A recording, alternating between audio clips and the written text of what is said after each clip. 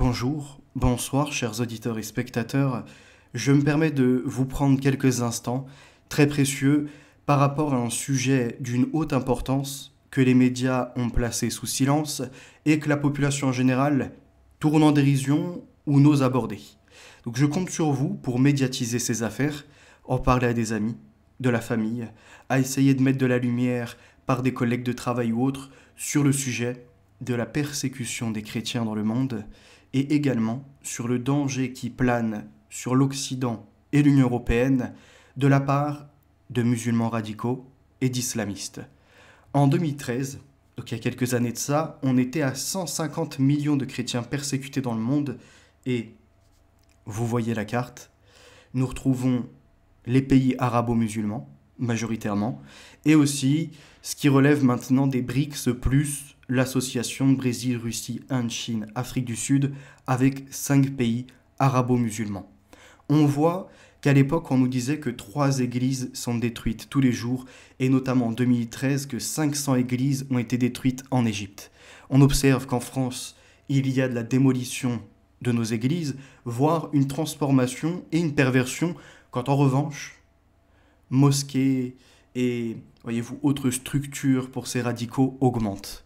Eh bien, ils ont continué leur développement sur la planète, ces extrémistes, ceux qui vous font croire que chrétiens et musulmans ont coexisté, cohabité ensemble, alors qu'en fait, le drame et les victimes chrétiennes ont toujours été placées dans l'obscurité.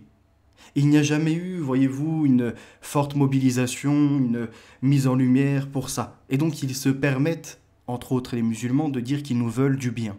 Et aujourd'hui, en l'espace de 5 à 10 minutes, je vais vous prouver ce que dit leur Coran et vous allez pouvoir comprendre ce qui nous attend si jamais nous ne nous réveillons pas face à ces gens de l'enfer. Donc là, vous avez 360 millions de chrétiens persécutés dans le monde en 2022. Et quand on dit persécutés, ce ne sont pas les délires imaginaires du délirium de l'islamophobie.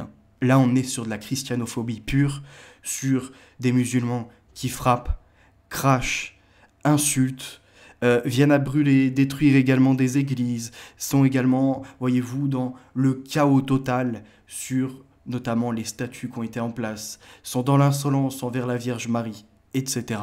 Donc vous avez un index mondial de la persécution des chrétiens, et vous retrouvez la Libye, le Soudan, l'Arabie Saoudite, l'Iran, l'Afghanistan, le Pakistan, l'Inde, etc. Bon, ils ont tous en commun d'avoir la religion soi-disant de la paix, qui continuerait, voyez-vous, apparemment, la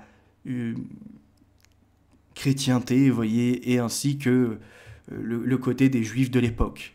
Eh bien, en France, pas besoin d'aller à des milliers de kilomètres, en France, nous observons notamment à Bordeaux un homme qui s'est permis de cracher sur un prêtre. Et ce n'est pas la première fois que ça arrive, que nous voyons des gens typés d'Afrique ou de Moyen-Orient, faire des dégradations sur l'église. Je vous en ai parlé, certains se présentent même avec leur tapis de prière, se filment et demandent à prier dans les églises, alors que leurs mosquées sont disponibles. Tout ça est de la provocation, et vous voulez certainement comprendre pourquoi ils font ça. Eh bien, il y a des sourates peu citées, notamment la sourate 9, verset 28, puis le verset 29, 30 et ce qui suit, qui vont nous permettre de comprendre ce qu'il en est.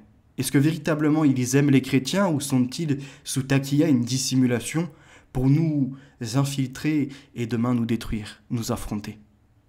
Il est souvent cité dans leur Coran qu'ils sont en guerre contre les associateurs et que apparemment les associateurs, quand on leur demande de quoi il est question, étaient liés à ceux de la Mecque qui adoraient d'autres divinités que Dieu ou qui associaient à Dieu des divinités.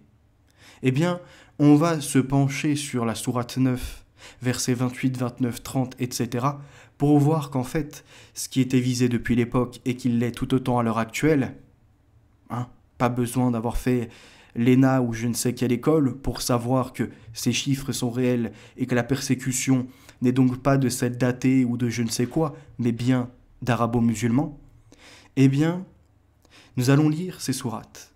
« Oh, vous qui croyez, les associateurs ne sont qu'impureté, qu'il ne s'approche plus de la mosquée sacrée après cette année-ci.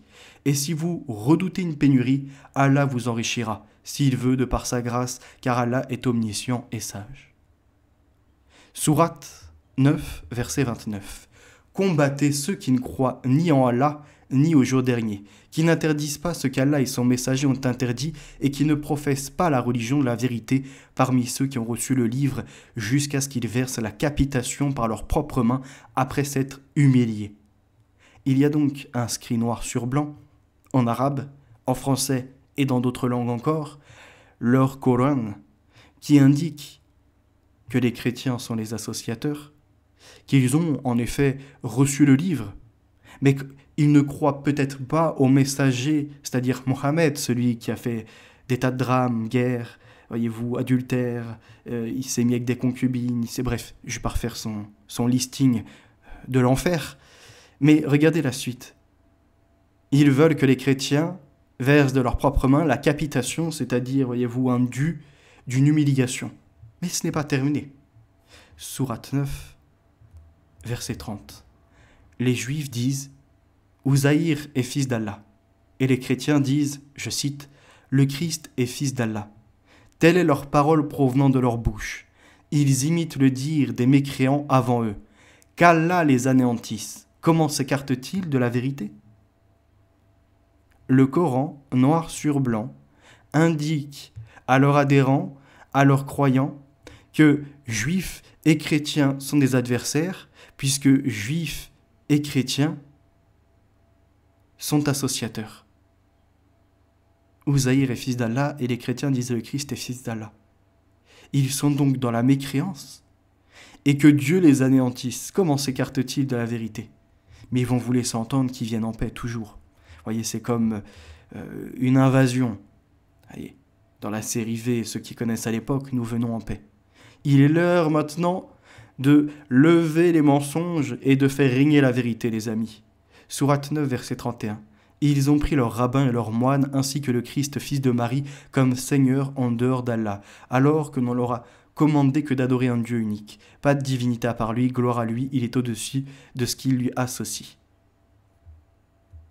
Ils veulent éteindre avec leur bouche la lumière d'Allah, alors qu'Allah ne veut que parachever sa lumière, quelque répulsion qu'en aient les mécréants. Donc nous sommes kafirs, mécréants, associateurs, et dans le Coran, il est dit que c'est le pire des péchés. Voilà. C'est lui qui a envoyé son messager avec la bonne direction à la religion de la vérité, afin qu'elle triomphe sur toute autre religion, quelque répulsion qu'en aient les associateurs. Les chrétiens sont encore montrés du doigt. Et pour ceux qui pensent qu'ils ont reconnu la Vierge Marie, l'Immaculée Conception avec le Christ, et que le Christ serait un prophète, non, ils sont antichrist, car la Bible, avant qu'ils existent, a bien averti, ils se présenteront en Christ, mais ne le seront pas. Celui qui ne reconnaît pas le Fils n'a pas le Père, celui qui ne reconnaît pas le Père n'a pas le Fils. S'il y a cette distinction, c'est bien qu'il y a une association. Donc nous on peut dire Alléluia, nous sommes déjà préparés dans l'Apocalypse Révélation, il est dit ce que ce peuple du désert infligera aux chrétiens et qu'entre autres il y en aura certains, voyez-vous, qui seront décapités. Exactement ce qu'appliquent les extrémistes de cette religion.